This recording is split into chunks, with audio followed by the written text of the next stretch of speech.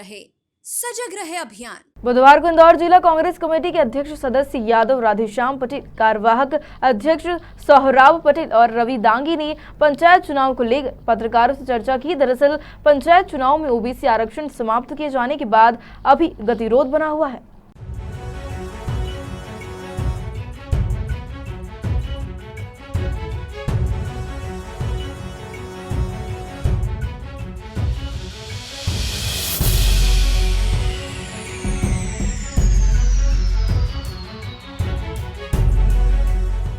जो मध्य प्रदेश में जो हो रहा है, भाजपा की विफलता की और जो उनके विचार थे उसके अनुरूप हो रहा है।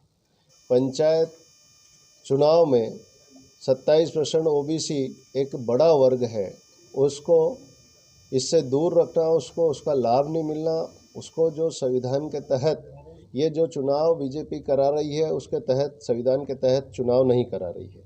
कांग्रेस ने शुरू से अपने जो याचिका लगी थी उसमें पक्ष रखा था कि आरक्षण और परिसीमन के अनुसार पंचायत चुनाव नहीं हो रहा है।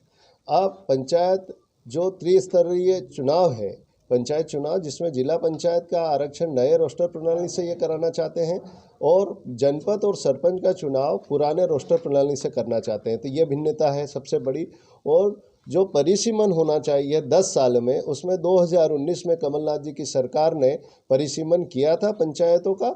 उस परिसीमन में 1 साल में इन्होंने चुनाव नहीं कराया और 1 साल के बाद इसको ख़त्म कर दिया। उसके बाद नया परिसीमन नहीं कराते हुए आज संवैधानिक रूप से इन्होंने चुनाव कराने का फैसला लिया, वो गलत था।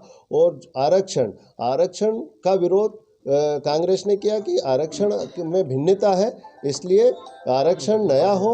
जो 7 साल से जो मतदाता नया जुड़ा है वो आरक्षण उस पद्धति से हो जो जनसंख्या की पद्धति से होता है, उस आरक्षण के लिए कांग्रेस गई थी। ना कि ये पिछड़ा वर्ग का जो 27% जो वंचित हुआ है वर्ग, ये बीजेपी सरकार की विफलता के कारण हुआ है। उन्होंने सुप्रीम कोर्ट में जो पक्ष रखना था उनके वकीलों के द्वारा वो पक्ष नहीं रखा, क्योंकि बीजेपी शुरू से आरएसएस की विचारधारा है कि आरक्षण को समाप्त किया जाए। ये मोहन भागवत जी ने अपने वक्तव्य में कहा, अपनी किताब में लिखा है और भाजपा भी उसके विरोधी रही है।